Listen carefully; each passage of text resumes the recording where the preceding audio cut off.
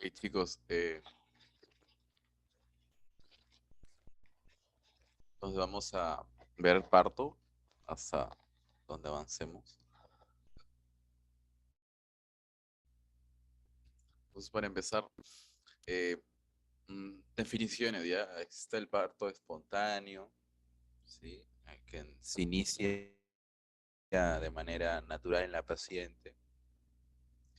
Luego está el parto inducido, ¿ok? Donde se administra oxitocina, uterotónicos, ¿ok? Y luego es el parto por cesárea, ¿ya? Luego, con respecto a los términos de semana gestacional, es el parto a, a término completo, 37, 42 semanas. El parto pretérmino antes de las 37. El parto posttérmino o tardío después de las 42 semanas. Con respecto a tres puntos importantes que vamos a ver en parto, ¿sí? Vamos a ver tres factores. Vamos a ver la estática fetal, ¿ya? Vamos a ver cómo evaluamos al feto durante el parto o la fase del parto. También vamos a ver cómo afecta a la pelvis materna, ¿no? ¿Ya? Que es el sitio donde va a pasar el feto. Y el útero, la dinámica uterina, ¿ya? Entonces, tres puntos importantes. Si es que uno falla o si es que uno es anormal, el parto va a estar, va a ser un parto dificultoso que se llama parto distóxico, ¿sí? Un parto normal es cuando tengo una buena estática fetal, tengo una buena pelvis ginecoide y tengo una buena contracción uterina y se va a dar un parto normal que se conoce como parto eutóxico. Si es que el feto es muy grande, si es que la pelvis es muy estrecha, si es que no se da una buena contracción, va a haber dificultades que van a hacer un parto distóxico. Y ahí más que todo tiende a ser un parto por cesárea. Ya los partos distóxicos en su mayoría tienden a ser partos por cesárea, ¿ok? Recuerden que el parto espontáneo es natural, ¿sí? Hay dolor en el parto, pero pos, en el puerperio, que así se conoce ya, después del parto se llama puerperio, no hay dolor, la paciente regresa a su normalidad, ¿sí? Puede ir al baño, ya puede caminar. En cambio, en el parto por cesárea, como es una operación quirúrgica en el abdomen, los pacientes sufren mucho en el postoperatorio, ¿ok? Ya que no pueden comer, se extriñen, ya. Obviamente, el parto por cesárea no duele, ¿sí? Durante el parto, ¿no? Pero va a doler mucho más durante el postoperatorio. Entonces, tengan en mente eso. Ya obviamente hay partos por cesárea que sí, sí o sí tienen que hacerlo porque el feto es muy grande, no tiene una localización anormal, ¿ya? Tenemos las fases fisiológicas del parto, ¿ok? Existen hormonas durante el embarazo que impiden que se realice el parto, ¿no? De manera prematura. Esas son las prostaglandinas que están disminuidas, la prostaciclina que está aumentada, los estrógenos están disminuidos, la progesterona está aumentada. Eso impide, ¿sí? Que se dé el parto, o sea, relajan el músculo, ¿ok? En otras palabras, las hormonas que están aumentadas durante el embarazo relajan el músculo, generan una inactividad uterina, ¿ok? Generan una inactividad uterina, ¿ya? Y además cierran y maduran, entre comillas se llama madurar, el cuello uterino, lo hace mucho más grueso. El cuello uterino lo cierran, la luz, para que así se pueda dar un embarazo normal y no haya pérdidas. ¿Ok? Entonces, cuando estamos viendo ginecología, también sangrados del primer trimestre, si es que esto falla en las hormonas reguladoras, ¿no? No se mantiene una inactividad uterina, no hay una buena maduración cervical, tiende a ser aborto. ¿Ok? Fase 2 es principalmente la paciente se va preparando para el trabajo de parto. ¿Ya? Acá ya empieza a haber una remodelación cervical y empieza a despertar lo que el útero estaba dormido, ¿no? ¿ok? Recuerda. Entonces, semanas antes del trabajo de parto se empieza a elevar el estrógeno poco a poco, ¿sí? Empieza a disminuir la progesterona. El estrógeno induce una expresión elevada de receptores de oxitocina en el miometrio, lo va preparando para cuando llegue el trabajo de parto, ¿sí? Principalmente estas dos hormonas, bueno, tres hormonas son importantes, ¿ya? Entonces, como pueden observar aquí, vamos a tener síntomas en el parto, que son las contracciones en la paciente, la presión pélvica, el dolor tipo cólico abdominal, en la parte baja también de la espalda puede haber dolor, ¿ok? Entonces, como pueden observar la placenta, los estrógenos, ¿sí? Generan más prostaglandina, generan contracciones uterinas, ¿sí? Aumentan los receptores de oxitocina. Cuando la oxitocina se libere, va a estar totalmente feliz porque todo el miometrio ya va a estar listo para que ella nomás se una y empiece a haber un mecanismo de contracción, ¿ok? Entonces, principalmente eso es lo que sucede, ya doctores. La fase 3 ya es netamente el trabajo de parto, ¿ok? Acá ya tenemos uterotónicos endógenos, ¿sí? O sea, no son farmacológicos. Hay una oxitocina endógena que lo libera, recuerden, que se libera en la hipófisis. Esta va a estar elevada. Luego va a estar la prostaglandina también elevada, que contrae más el útero. La angiotensina 2, la enotelina, ¿ya? Entonces, esos dos, principalmente estas dos hormonas, son las principales uterotónicas. Principalmente la F2 alfa, ¿no? Y la E2. ¿Ok? Entonces, en la primera etapa del trabajo de parto va a haber un borramiento y dilatación cervical. Ya las contracciones empiezan a hacer que se dilate poco a poco, ¿sí? El cervix, y de lo que estaba grueso, como pueden observar en esta imagen, ya empieza a adelgazarse. Eso se conoce como borramiento cervical, ¿ok? Segunda etapa, la expulsión del feto, ¿sí? La expulsión depende mucho de la pelvis, de las contracciones y del mismo feto, ¿ok? Luego tenemos una tercera etapa donde vamos a tener que separar y expulsar la placenta, ¿sí? Al final del trabajo de parto van a ver que tenemos que expulsar la placenta, ¿ok? Y la fase 4 es el purpuerio.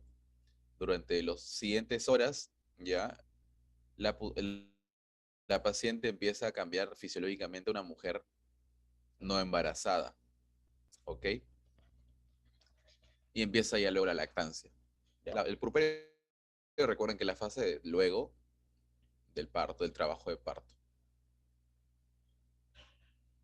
Ok, ahí están las cuatro, bueno, cuatro fases. La fase cero, fase uno, fase 2, fase 3. ¿Ya? El trabajo de parto ocurre aquí.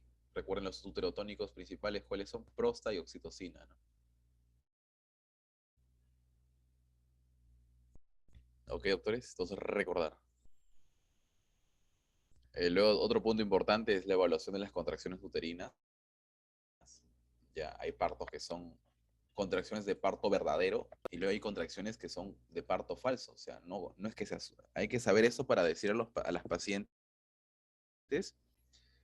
y decirles que esas contracciones son fisiológicas, se llaman contracciones de Braxton-Hicks, ¿sí? Que uno, las contracciones nos preguntamos, ¿son regulares? ¿Ok? Sí, ya las del parto verdadero son contracciones regulares que empiezan a juntarse y empiezan a ser mucho más intensa, ¿ok? Duran entre 30 a 70 segundos cada contracción, ¿ya? ¿Qué más? Contracciones fuertes, sí, ¿ok? Como les digo, se hacen más fuertes con el tiempo, ¿ya? Son tan fuertes que la paciente no puede ni caminar ni hablar, ¿ya? Solamente tiene una fascia, una fase antálgica, ¿no? Una posición antálgica, una fase de dolor, ¿ok? Una expresión facial de dolor, ¿ya? Esas son las de parto verdadero. La de parto falso, ¿sí? Son más que todo débiles, son leves, ¿ya? Pueden pasar desapercibidas, ¿ok? Pueden ser dolorosas, ¿ya? Esas son las de contracciones de parto falso, ¿no? O las contracciones de Braxton Hicks son irregulares, ahí lo pueden ver, duran menos de 30 segundos, principalmente. Ya se ubican en la parte frontal del abdomen, son débiles y desaparecen. En cambio, la del parto, ya, son regulares, o sea, duran lo mismo y su tiempo de latencia también dura el mismo, ya. Y se van juntando, juntando, juntando y se van haciendo mucho más intensas, ¿ok? Esas son las contracciones de parto. En el examen físico, durante el parto, bueno, durante el trabajo de parto, ya vamos a evaluar la altura uterina, vamos a evaluar la dinámica uterina, ¿sí? Punto importante acá. Dinámica uterina, ¿cómo evaluamos? Evaluamos las contracciones uterinas cada 10 minutos. Lo normal es que sea de 3 a 5 contracciones uterinas cada 10 minutos. Nunca se olviden, eso es lo normal. Si es que son más de 10, tiene un nombre que lo vamos a ver más adelante. Perdón, más de 5 tiene un nombre. Si son menos de 3, tiene un nombre. ¿Ok? Que lo vamos a ver. Luego también evaluamos la frecuencia cardíaca fetal, 110 a 160 latidos por minuto, normal. Evaluamos también los movimientos fetales activos como patadas, ¿no? Principalmente la paciente nos tiene que decir que siente patadas, que siente vueltas, ¿ya? Luego evaluamos la estática fetal con la maniobra de Leopold, ¿sí? Evaluamos la actitud fetal, si está en flexión o en vértex, la situación longitudinal, que es no normal, este es longitudinal, ahí lo pueden ver. Luego está la oblicua, que son anormales, la transversa es mucho más difícil de sacar al paciente, ¿ok?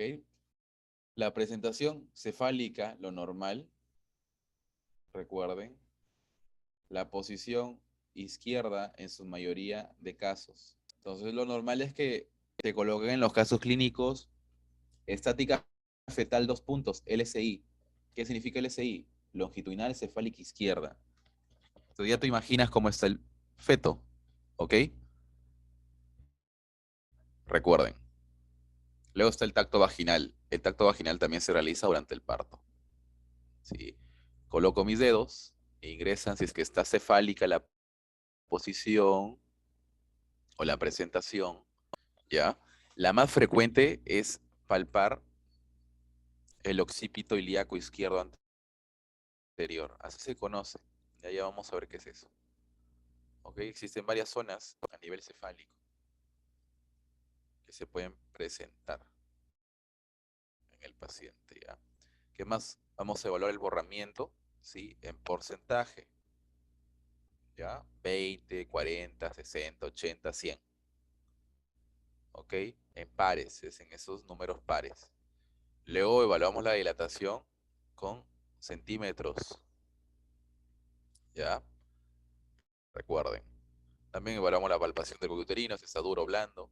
Luego vamos a evaluar la altura de presentación, punto importante. Acá están las estaciones de Lee, los planos de Hodge. Y me olvidaba el método de los 5/5. También se encuentra aquí. Y lo otro también es que vamos a evaluar las membranas ovulares. ¿Ya? Membranas ovulares. Si es que están íntegras o están rotas. Y, y si es que estas se rompieron de manera espontánea o de manera médica. Ya pasó algo y se rompieron, ¿no? Durante el tacto vaginal se rompió, y es una rotura iatrogénica. ¿Ok? Eso es lo que evaluamos en el trabajo de parto.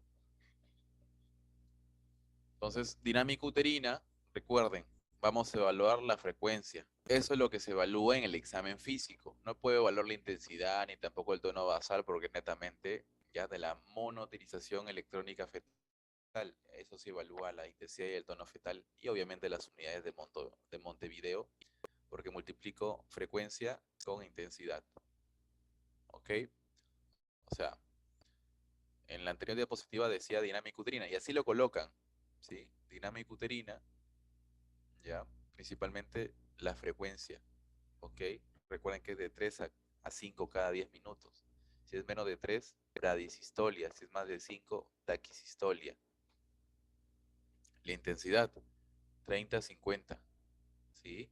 30 a 50. También se puede colocar en cruces. ¿Ok? Lo normal es que sea dos cruces sobre 3 en intensidad de contracción, ¿no? Si es una cruz sobre 3, es menos de 30. Hiposistolia, una cruz sobre 3. E hipersistolia es 3 cruces sobre 3 cruces. ¿Ok? Pero objetivamente se mide así mejor, ¿no? El tono basal igual 8 a 12, menor de 8 hipotonía, mayor de 12 hipertonía. ¿Sí? Ese es el tono, ahí lo pueden ver en el gráfico. El tono es de 8 a 12, promedio acá lo colocan 10, ¿no? El tono, ya, acá también está su valor en, en rango. Entonces ahí es donde está más que todo la contracción, ¿ya? Le vamos a ver la intensidad, ¿sí? Recuerden que la intensidad es de 30 a 50, acá le han colocado 50 como máximo, ¿no? 50 como máximo, en la punta, ahí está, ya ha subido la contracción hasta 50 de intensidad, ¿no? Entonces acuérdense que se mide en milímetros de mercurio, ¿ok? Literalmente, teóricamente, ¿sí? Se percibe durante la palpación abdominal desde los 20 de intensidad, ¿ok? Entonces, cuando yo ya percibo con la palpación, voy a poner las cruces, recuerde. Desde los 25, 30, la paciente ya tiene contracciones dolorosas, ¿ok?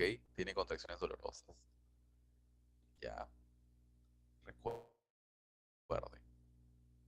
Entonces, acá están los minutos, ¿sí? Un ejemplo, en 5 minutos ha tenido 2 contracciones. En 2 minutos ha tenido 2 contracciones, ¿sí?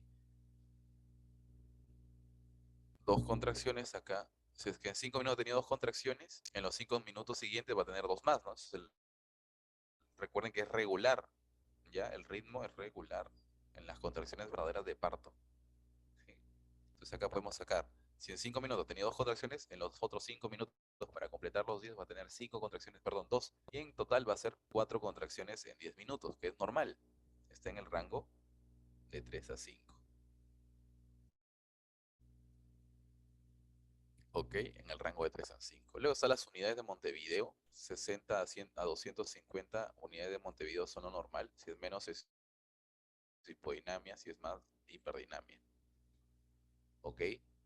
Entonces acá también, ¿no? 10 minutos ha tenido 3 contracciones con un máximo de intensidad de 50.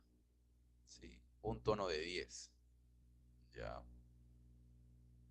Y frecuencia 3 contracciones en 10 minutos. ¿Sí? Así es cómo se interpreta la dinámica uterina. ¿No? Igual acá, para recordar, ¿no? Regular, irregular.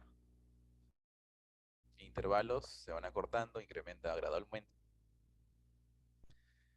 En incomodidad, principalmente hay un dolor tipo cólico en la región abdominal, ¿ya? Si tú lo seas al paciente no tiene efecto, sigue contrayéndose y va a haber dilatación cervical, obviamente. Recuerden la maniobra de Lopol, la primera maniobra evalúa situación y presentación fetal, la segunda maniobra también situación, actitud y posición, la tercera maniobra presentación y la cuarta descenso o altura de presentación, ¿no? Las maniobras ahí están las escalas de Lee, Lehuch, ok, entonces ahí está de la primera maniobra, la segunda, la tercera y la cuarta.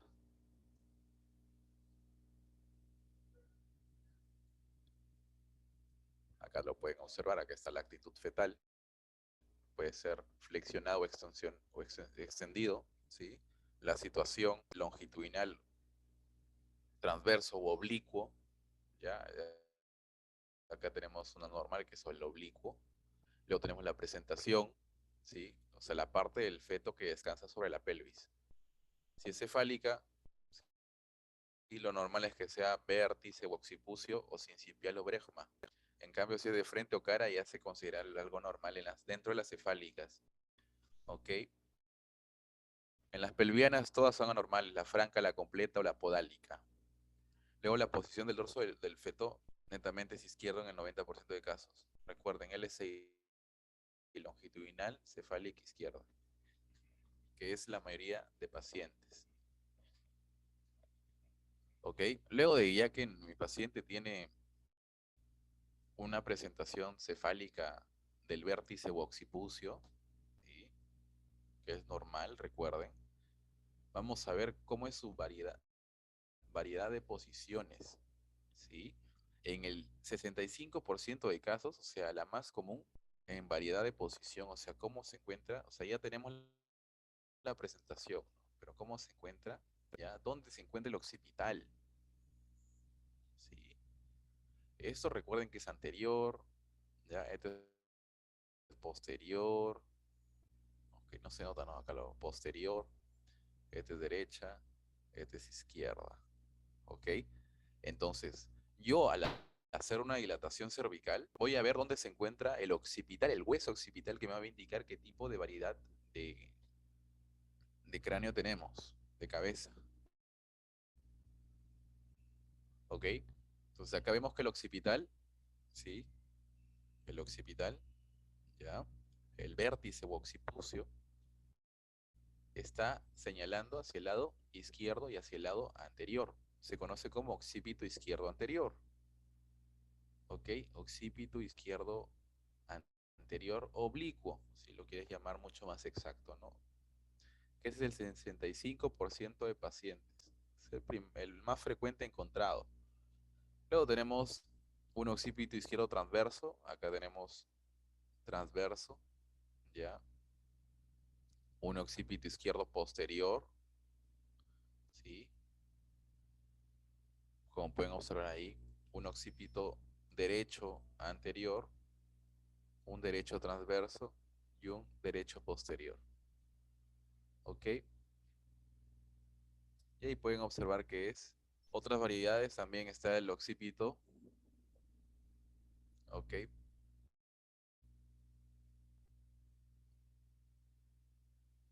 Prono y el occipito supino. Y esas son las variedades de posición fetal cefálica, ¿ya? La más común, como les digo, es la occipito izquierda anterior. Creo que estaba por aquí. ¿Ok? Ahí está el occipito ilíaco izquierda anterior, la más frecuentemente encontrada en la variedad de cabezas. Luego evaluamos la altura de presentación o descenso fetal, ¿no? Recuerden que les dije que estaba la estación del Lee, el plano de Hooch y el método de los quintos. Recuerden quién evalúa la estática, bueno, la altura o descenso de presentación, la cuarta maniobra de Leopold, ¿sí? La cuarta maniobra de Leopold nos va a evaluar este descenso fetal, ¿ya?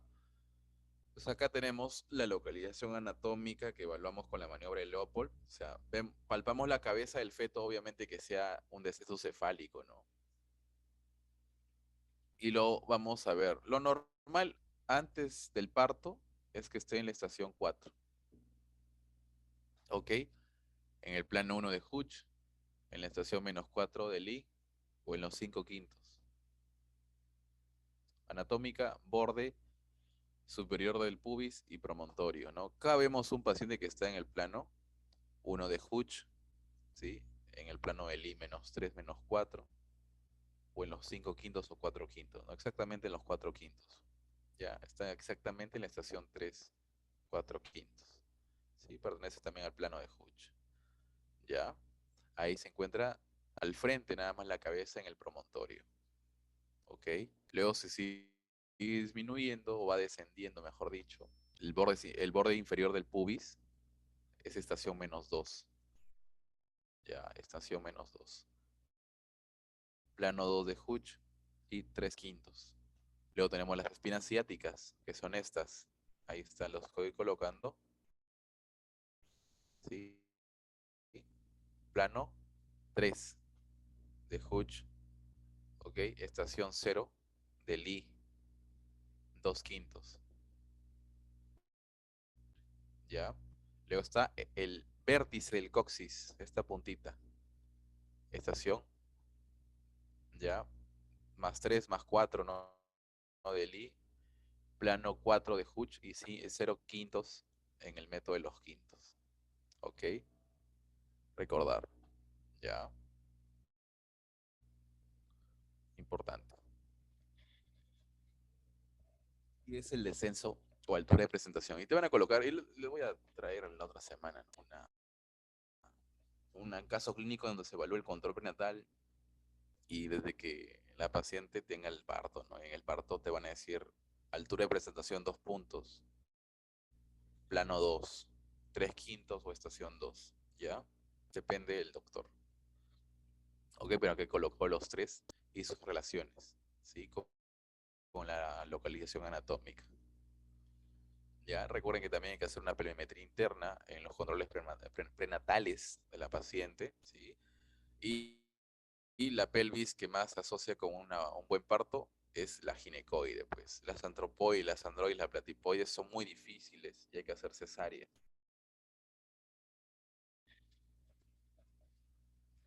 Luego vemos la dilatación o borramiento cervical. ¿Cómo evalúo la dilatación? Con mis dedos. Un dedo, si ingresa un dedo es 1 centímetro, si ingresan dos son 3 centímetros. ¿Ok? Y así voy evaluando. También puedo hacer con el espéculo, observar. Ya. Lo del otro punto que también se puede evaluar con el borramiento, ¿sí? Con el borramiento, es esto, ¿no? Mira, al ingresar el dedo, y yo siento, y se puede sentir ya, ¿eh? Si yo siento que tan solo mi falange distal ingresa, ¿sí? O sea, siento ya el cuello hasta la falange distal. Es un borramiento del 50%. Si en cambio adentro todo mi dedo y llega hasta mi falange media, es un borramiento. Si está 100%, perdón, está 0% de borramiento. O sea, está totalmente grueso. ¿Sí? En cambio, si ya va disminuyendo y ahora lo tengo en la mitad de la falange distal, ya hay un borramiento de 75%. ¿Ok? Un borramiento de 100% es cuando ya es totalmente delgado, ¿no? ¿Ok? Y tiene una dilatación de 10%, perdón, de 10 centímetros. ¿Ya? Recuerden que así se cuentan los borramientos, 0, 30%, ¿sí? Aquí ingresa hasta mi falange media el dedo, ¿ok? Ahí 0%. 50% ingresa hasta la falange distal, ¿ya? Y 100% obviamente ya palpo a la cabeza del feto, ¿sí? Con mi uña, ¿ok? Ese es el borramiento cervical. Recuerden que es el acortamiento, es el adelgazamiento del cuello uterino, ¿ok? Y la dilatación también es otro punto importante, ¿ok? Vamos a ver también el índice de Bishop que se utiliza para algunas enfermedades. Ya, ahí acá el índice de Bishop te da una puntuación, una score, dilatación, ¿no? Vas viendo qué puntaje va. A mayor dilatación, mayor puntaje. Igual con el borramiento o acortamiento, ¿sí? A mayor acortamiento, mayor puntaje. Igual con la consistencia del cuello uterino, ¿no? Un cuello uterino que se dilata y está muy borrado es blando, ¿sí? Recuerden, igual la posición del orificio del cuello uterino. Si está bien centrado, más puntaje. Igual altura de presentación. Acá lo ponen en planos de Hooch. Recuerden, en números romanos es planos de Hooch. Entonces, una puntuación 6 o menos sugiere que es muy poco probable que el trabajo de parto pueda empezar sin inducción farmacológica con oxitocina, ¿ok? En cambio, una puntuación de 9 o más indica que el trabajo de parto probablemente comenzará de forma espontánea. Entonces, una puntuación de 9 hacia o 10 o más, ¿ya? Más de 9 indica que el parto se va a dar de forma espontánea y yo no necesito oxitocina para inducir, ¿sí? En cambio, una puntuación de 6 o menos necesita oxitocina para que se dé el trabajo de parto de manera mucho más normal, ¿ok? Para eso sirve el índice de Bicho. Esto acá es el parto eutóxico. Ok, cada uno tiene una duración, hay que saber, va a depender de si es nulípara, o sea, si es la primera vez que va a tener un parto, o si es multípara. Ok, doctores, entonces tenemos el primer periodo, también llamado periodo de dilatación y borramiento. Dura todo el periodo, ¿ah? En la nulípara 14 a 25 horas, en la multípara 8 y 7 horas. En el primer periodo tenemos la fase latente, ¿sí? La fase activa, ¿ya? Fase latente y fase activa.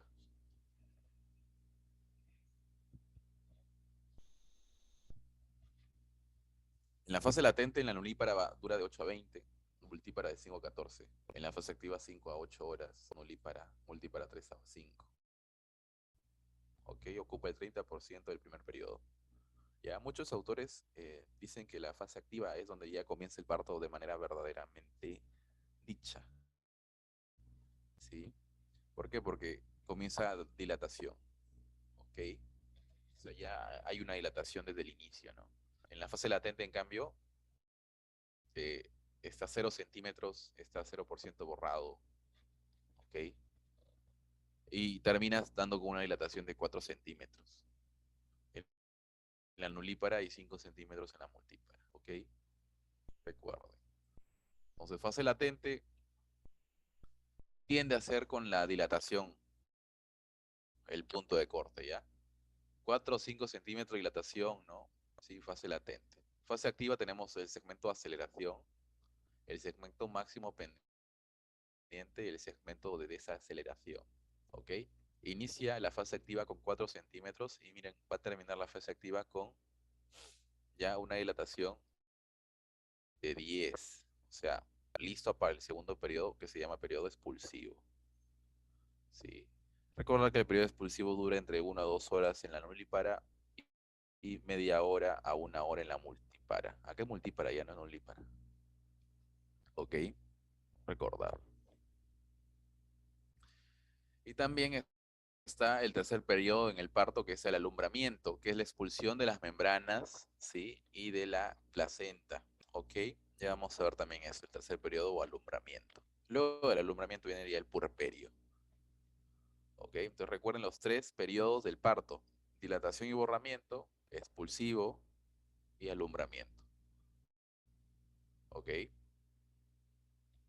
En la fase pasiva del expulsivo inicia con 10 centímetros de dilatación, borramiento al 100% y estación de Hooch o Lee, bueno, acá es de Lee, +1 +2. O sea, ya es positivo, ¿sí? Recuerden que ya pasó las espinas ciáticas.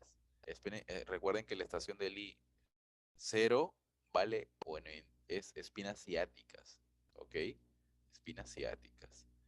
Fase activa, inicio 10 centímetros, borramiento 100% de borrado cervical y la estación es +3 del I. Está, ya recuerden, ya pasó, bueno, está en sí, en el vértice del coxis, ¿sí? Esa es la fase, y bueno, ya el paciente nace en ese periodo. Ok, recuerden, puntos importantes, ya saben. Ya recuerden que la fase activa comienza cuando el feto está en la espina ciática, en la nulípara, estación 0 del I. Sí, ahí lo pueden observar. En la estación 0 del I empieza el parto de manera activa, a dilatarse, etcétera. ¿Ya?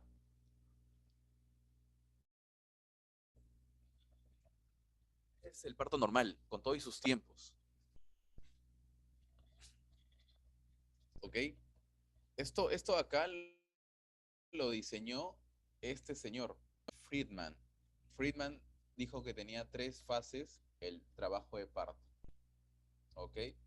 En donde, como pueden ver, la dilatación cervical se da en una fase de aceleración y el deceso fetal, fase dependiente. ¿Ok? Entonces recuerden, esa es principalmente la primera etapa, ¿no? Se va dilatando y va descendiendo poco a poco hasta que llega la segunda etapa, ya, que es la expulsiva, y el paciente obviamente ya sale, ¿no?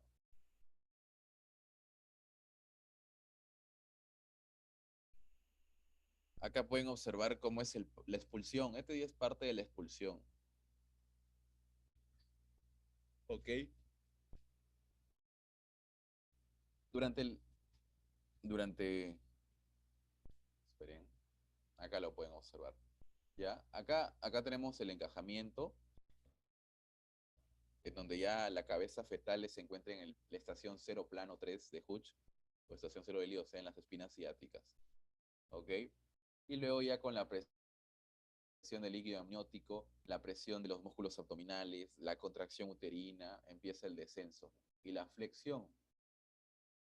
Como pueden ver, lo más común es que se recuerde anterior, izquierda, posterior, derecha, ¿no? Occipital, acá es el occipital. ¿Dónde señala el occipital? Occipital anterior izquierdo.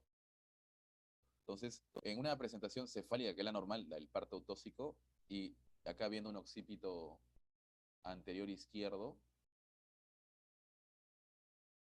¿ya? Vamos a ver que hace descenso y va flexionando, ¿ok? Como pueden observar aquí, ¿ya? Flexiona, ¿no? ¿Flexiona dónde? Lo flexiona hacia la sínfisis del pubis. Lo flexiona hacia la sínfisis del pubis, la cabeza, ¿ok? Empieza a flexionar mientras va descendiendo. Acá lo pueden ver, flexión, ya que cuando la cabeza va descendiendo se encuentra con la resistencia del cuello uterino, los músculos pélvicos, la pelvis misma, ¿ok? Y es por eso que flexiona su cabeza hacia su pecho, ¿ok? Y en dirección a la sínfisis del pubis. Recuerden, flexiona su cabeza hacia su pecho. Con esto, ¿sí? Cambia su diámetro occipito frontal y su diámetro sincipucio bregmático.